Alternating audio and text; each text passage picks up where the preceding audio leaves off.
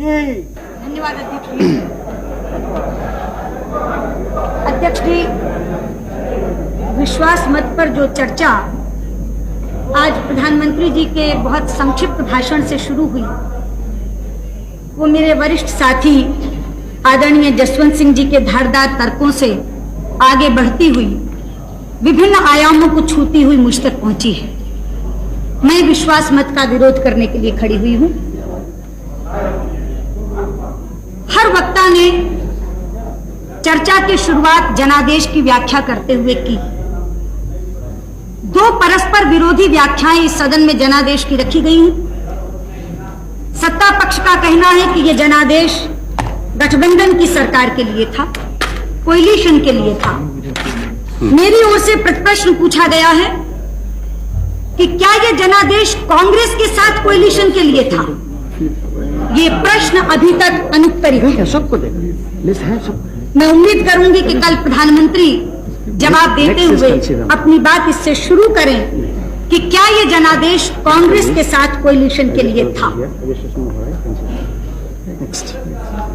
अध्यक्ष जी, जनादेश की जो व्याख्या चाहें आप स्वीकार करें, लेकिन एक दृश्य जो इस सदन में उपस्थित हो रहा है उसकी अनदेखी आप नहीं कर सकते।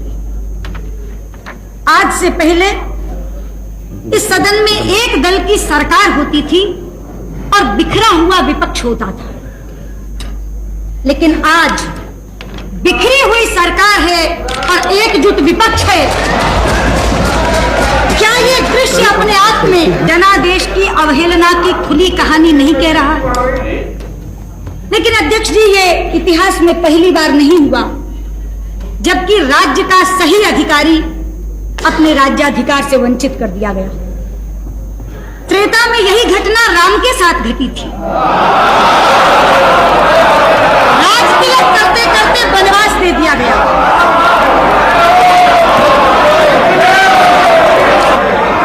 द्वापर में यही घटना धर्मराज युधिष्ठिर के साथ घटी थी, जब धूर्त शकुनी की दुष्ट चालों ने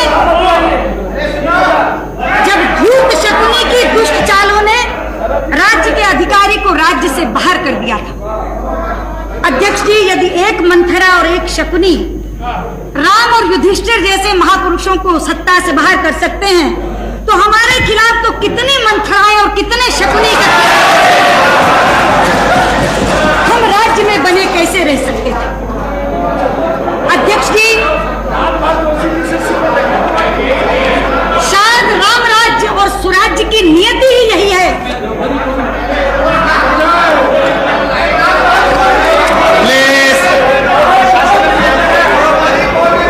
Come on. Don't make your speech so interesting.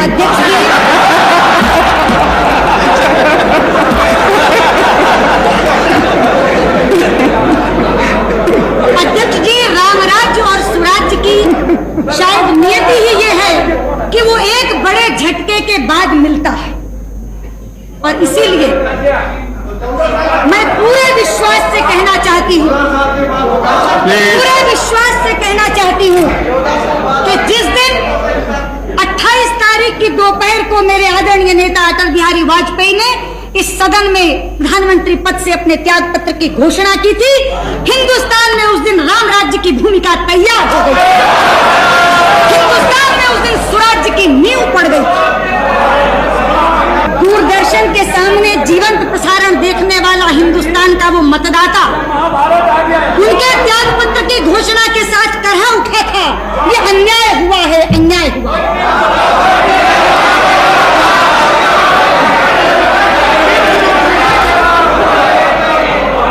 लेकिन अध्यक्ष जी, अन्यायी कभी ये स्वीकार नहीं करता कि वो अन्याय कर रहा है। अन्यायी तो अपने स्वार्थ को सिद्धांत का बाना पहनाकर इस तरह प्रस्तुत करता है जैसे सबसे बड़ा न्याय कर रहा है, और यही इस सदन में घटा। यही इस सदन में घटा। धर्मनिरपेक्षता का बाना पहनकर हम पर सांप्रदायिकता का आरोप लगाकर ये तमाम लोग एक साथ हो गए, एकजुट हो गए। कहा था मेरे नेता ने उस समय, धर्मनिरपेक्षता बनाम सांप्रदायिकता पर राष्ट्रीय बहस होनी चाहिए। चाहते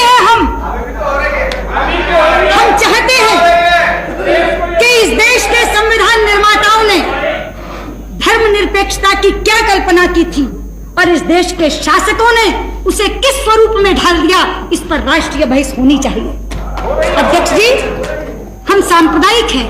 हाँ, हाँ, हाँ, हाँ, हम सांप्रदायिक हैं क्योंकि हम वंदे मातरम गाने की वकालत करते हैं।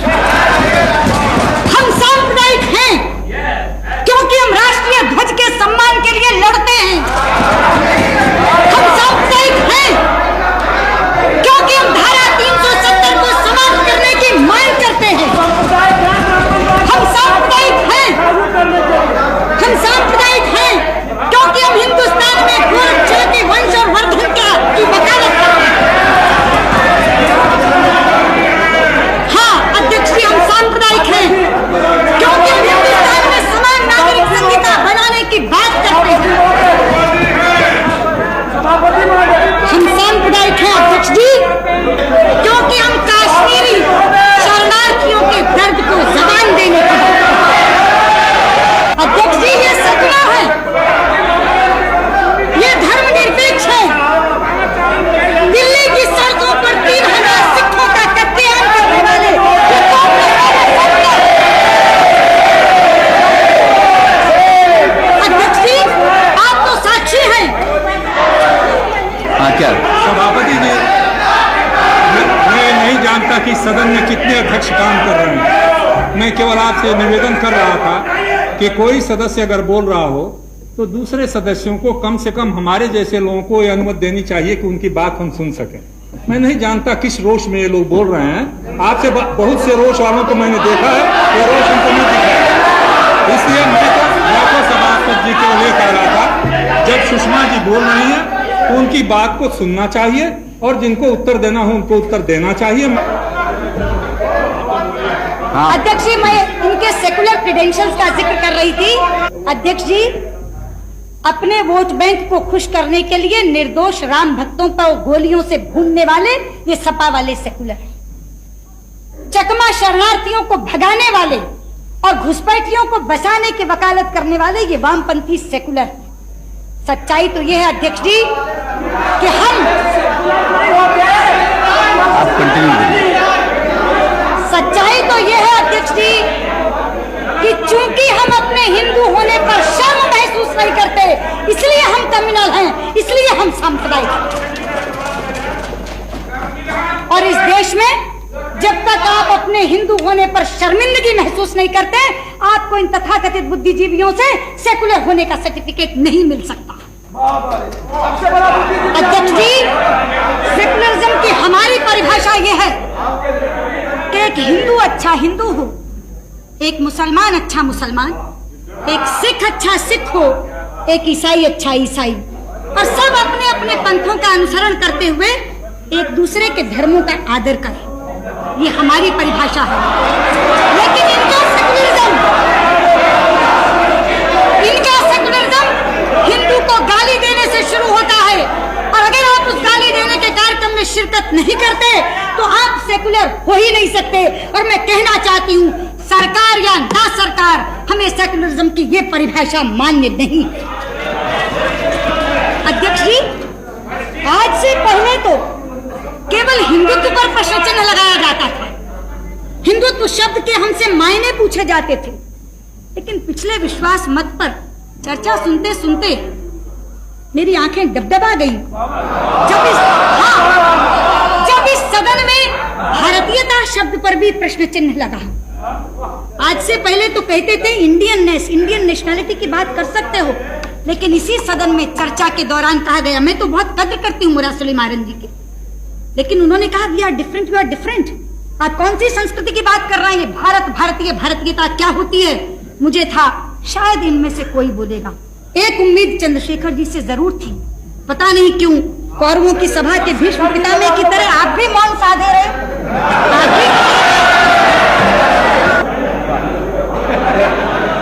अध्यक्ष जी, मैं अपने मित्र मुरासली मारन जी से बहुत अदब से ये कहना चाहूंगी, भारतीयता के माने कहीं पूछने जाने की जरूरत नहीं है। अरे भारतीयता का अर्थ यही है कि भंगड़े से भरतनाट्यम तक सारे नृत्य भारतवर्ष के नृत्य हैं।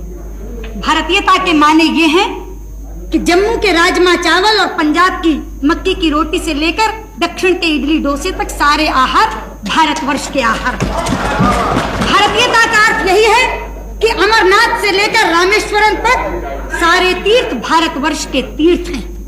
आप पूछते हैं कि एक संस्कृति के क्या मायने हैं? Those are not Indian. They originated from America.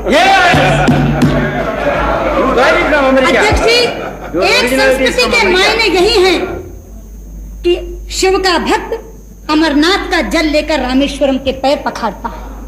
यह एक संस्कृति के कारण हुआ है कि पश्चिम बंगाल में जन्मे हुए एनसी चटर्जी अपने बेटे का नाम सोमनाथ रखते हैं।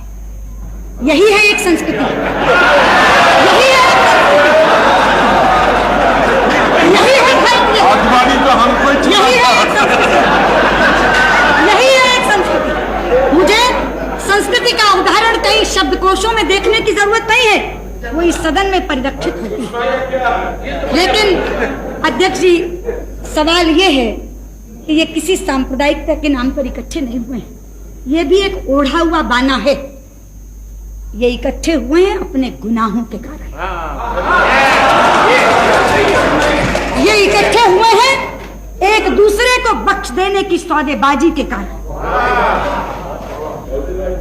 जी हाँ, ये अपने अपराधों के बेपर्दा होने के भय से इकट्ठे हुए हैं। अध्यक्ष जी, ये सांप्रदायिकता के नाम पर हुई साझेदारी नहीं है। अध्यक्ष जी, ये चारा कांड और हवाला कांड की साझेदारी है। चारा कांड और हवाला कांड का हवाला कांड की साझेदारी है तो सोमनाथ जी को उठना ही नहीं चाहिए। इशारा समझना चाहिए मैं किसकी साझेदारी की तरफ जिक्र कर रही हूँ। अध्यक्ष जी, ऐसे ही नहीं हुआ कि कॉमन मिनिमम प्रोग्राम में एक शब्द करप्शन के पेंडिंग केसेस के बारे में नहीं है। ये ऐसे ही हो गया।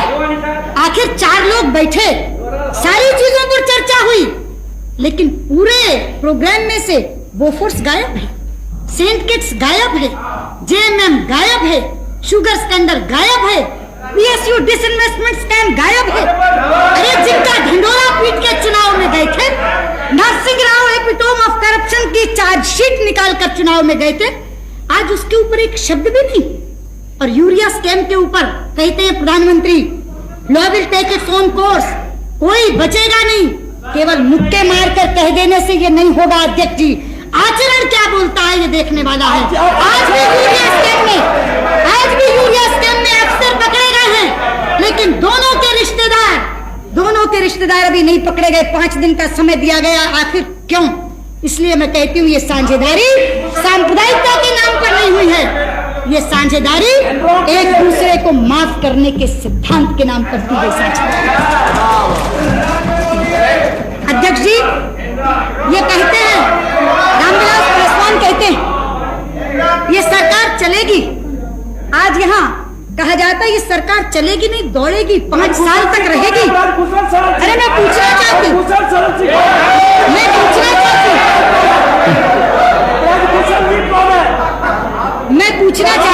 जी,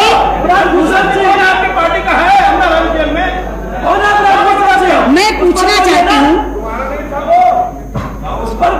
मेरे नेता ने तो नहीं कहा, बयान तो पहला बीजू पटनायक का आया पहला बयान, this government will not last. किस घटक के हैं वो? भाजपा के। बुद्धदेव भट्टाचार्य का बयान आया, हाँ वही मैं बुद्धदेव आचार्य का बयान आया, this government will not last for 6 months। ये किस घटक के हैं? भाजपा के। Okay, you stand corrected. अध्यक्ष जी, मुझे करेक्ट करने की क्या जरूरत है? पहली स्टेटमेंट छपी, उसका जिक्र मैंने कर दिया, डिनायल इन्होंने किया, उसका जिक्र मैंने कर दिया, दोनों चीज रिकॉर्ड पर आ जाएंगी। आगे बढ़िए। नरसिंह राव जी के हवाले से कहा गया कि चुनाव के लिए 7 महीने से 1 साल के बीच में तैयार रहना चाहिए। ये बयान भाजपा की तरफ से तो नहीं आया। इतने अंतर विरोधों के साथ जो सरकार चल रही है, क्या सांझ है नारायण दत्त तिवारी और मुलायम सिंह यादव में? मैं पूछना चाहती हूँ, क्या सांझ है? आ गए बीजू पटनायक जी, क्या सांझ है आदरणीय बीजू पटनायक जी आप में और जेबी पटनायक में? इधर एड्रेस करिए आपने। अध्यक्ष जी, सुषमा जी आप इधर एड्रेस करिए। चारे और खाद के यादव और लालू यादव में? क्या सांझ है ममता बनर्जी और सोमनाथ चटर्जी में? मैं पूछना चाहती हूँ, उत्तराखंडी महिलाओं के सम्मान का सौदा करके नारायण दत्त तिवारी मुलायम सिंह के बगल में क्यों बैठे? तमिलनाडु के हितों की अनदेखी करके करुणानिधि ने देवेगौड़ा को नेता क्यों स्वीकार किया? अपने घावों की पीड़ा भूलकर ममता जी, अपने घावों की पीड़ा भूलकर आप सोमनाथ जी के साथ मतदान कैसे कर रही है? ठीक है, ठीक। ममता जी, आपको बोलना है, इसके लिए एडवांस नोटिस देने की कोई जरूरत नहीं है, उनको बोल लेने दीजिए। ठीक है, आपका नाम आपकी पार्टी से आएगा तो बोल लीजिएगा, उनको बोल लेने दीजिए। मैं बताना चाहती हूँ अध्यक्ष जी, मैं नाम क्यों ले रही हूँ? मुझे वो दृश्य जिसका तस याद है, मेरी आंखों में बसा हुआ है। मैं राज्यसभा की दर्शक दीर्घा में बैठी थी। इसी सदन में नरसिंह राव जी की सरकार के खिलाफ अविश्वास प्रस्ताव पर मतदान हो रहा था। मैं वहां से बैठी देख रही थी, एक व्हील चेयर के ऊपर ममता जी को लाया गया था। यहीं बैठी थी वो, चोटों से आए बुखार के कारण कांप रही थी। बराबर में बैठी 2 सांसद महिलाओं ने उन्हें लाल कंबल उड़ाया था। वहां बैठी हुई मैं उस समय कम्युनिस्टों की हिंसक प्रवृत्ति को कोस रही थी।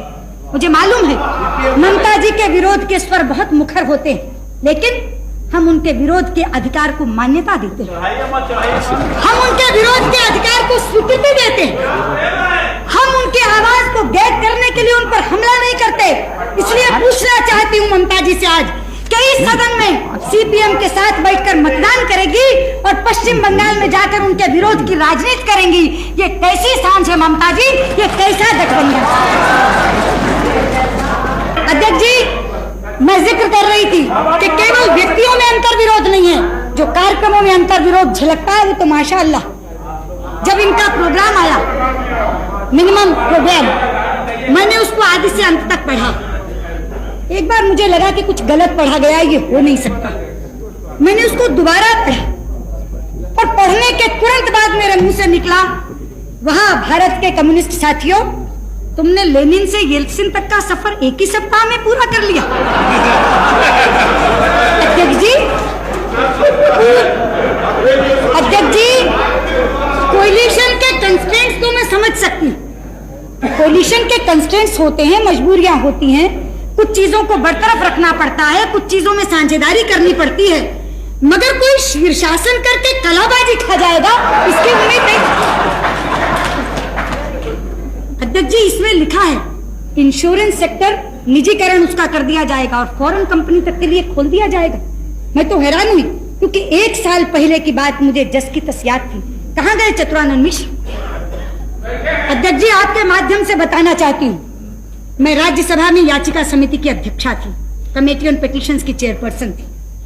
हमारी समिति के सामने एक याचिका दायर की गई, एक पिटीशन प्रस्तुत की गई, जिसमें यह लिखा गया था कि LIC, GIC इंश्योरेंस सेक्टर को जो प्राइवेटाइज करने की एक सिफारिश मल्होत्रा कमेटी की तरफ से आई है, वो लागू न की जाए।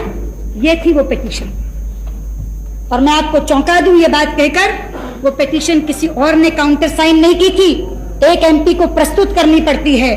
ये संयोग है कि चतुरानंद मिश्र राज्यसभा से मेरे साथ लोकसभा में आए हैं, 2-4 दिन में शायद कैबिनेट के मंत्री भी बनने वाले हैं। वो पिटीशन काउंटर साइन की थी चतुरानंद मिश्र ने। और अध्यक्ष जी, मुझे कहा गया था कि अगर ये इंप्लीमेंट कर दी गई रिपोर्ट तो ये पिटीशन इनफ्रक्चुअस हो जाएगी, इसलिए कम से कम इंटरिम डायरेक्शन गवर्नमेंट को दी जाए कि ये इंप्लीमेंट नहीं हो। पिटीशन कमेटी के अध्यक्षा के नाते मैंने सरकार को डायरेक्शन दी थी कि जब तक इस कमेटी की रिपोर्ट नहीं आ जाए, हम बहुत जल्दी इस कमेटी की रिपोर्ट देंगे, तब तक मल्होत्रा कमेटी की सिफारिशें लागू न की जाए। और इस याचिका समिति ने इस याचिका पर रिपोर्ट देने से पहले सारी पॉलिटिकल पार्टीज के लोगों को बुलाया, सारे राजनीतिक दल के प्रतिनिधि आए थे। इसमें क्या गलत कह रही हूं? अध्यक्ष जी, प्रीमियर घटक इस यूनाइटेड फ्रंट का जनता दल, जिनकी सरकार है, जिनके आप कुछ कहना प्रधानमंत्री- चाहते हो, आप मिनिस्टर है, बोलिए। अगर कोई ऑब्जेक्शनेबल बात है तो बताइए। अगेंस्ट द रूल हो तो बताइए। नहीं, यू आर मिनिस्टर ना हो। वो रेफर कर रही है एक ऐसे डॉक्यूमेंट को जो हाउस में ले किया जा चुका है। इसमें क्या है? अध्यक्ष जी, प्रोसीडिंग नहीं, उसी को उन्होंने बताया, उस प्रतिवेदन से मैं कोट कर रही चाहूंगी है। What can I do? प्रधानमंत्री तवज्जो दें। नहीं, ये तो आजादी है, ये कोट कर सकते हैं। क्या प्राइम नहीं? मिनिस्टर नहीं। जी, नहीं, आप कोई रूल बताइए ना जिससे वो नहीं कोट कर सके। मैं उनको रोक दूंगा। बताइए कोई कानून। प्राइम मिनिस्टर, मैं आपके दल की बात कर रही हूँ। The honourable prime minister, I would like to draw your attention please. मैं देवे गौड़ा जी, सोमनाथ चटर्जी और चतुरानंद मिश्र को सुनाकर दोबारा कहना चाहूंगी, मेरी पार्टी का पॉलिसी था भारतीयों के लिए खोल दो, फॉरेनर्स के लिए मत खोलो। लेकिन आपकी पार्टी का पॉलिसी पढ़कर सुना रही हूँ। नहीं, मैं तो आपके शीर्षासन की बात कर रही हूँ, जो कलाबाजी खाई है सत्ता की अंधी दौड़ में, मैं उसकी बात कर रही हूँ। मैं इसको केवल ये पढ़ के बता रही हूँ कि सत्ता की दौड़ में मदहोश होकर आदमी इतनी उलटबाजी भी खा सकता है कि 50 साल तक जिन नीतियों को लेकर आपने राजनीति की है, आज वो राजनीति टोटल की टोटल, एब्सोल्यूट की एब्सोल्यूट आप छोड़ देंगे सिर्फ इसलिए कि सत्ता लोलुपता की दौड़ में या एंटी बीजेपी स्टांस के अंदर आपको कांग्रेस के साथ बैठना है, आपको जनता दल के साथ बैठना है। इसलिए मैं आपसे कह रही हूँ अध्यक्ष जी, यहाँ सदन में ये छोड़ सकते हैं, लेकिन बाहर जब अपने अपने क्षेत्रों में जाएंगे, इनका कार्यकर्ता इन्हें छोड़ने नहीं देगा और ये अंतर विरोध इस सरकार को गिराने का कारण बनेंगे। रामविलास पासवान कहते, शरद यादव अभी कह रहे थे नहीं ये सरकार तो चलेगी, नरसिंह राव जी ने आज कह दिया चलेगी। अरे भाई, नरसिंह राव तो मौन साधे बैठे हैं, भूमिका निभा रहे हैं ये, और ये शरद पवार की भूमिका नहीं निभा रहे, ये ललिता पवार की भूमिका निभा रहे।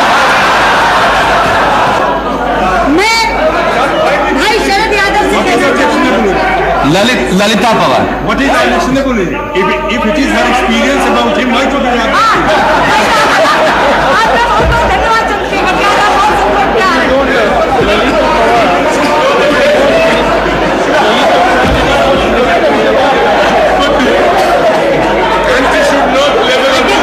अब आप कंक्लूड करिए। अब समाप्त कर रहे हैं। मैं इसलिए भाई शरद यादव से कहना चाहूंगी कि ये प्रयोग नया नहीं है।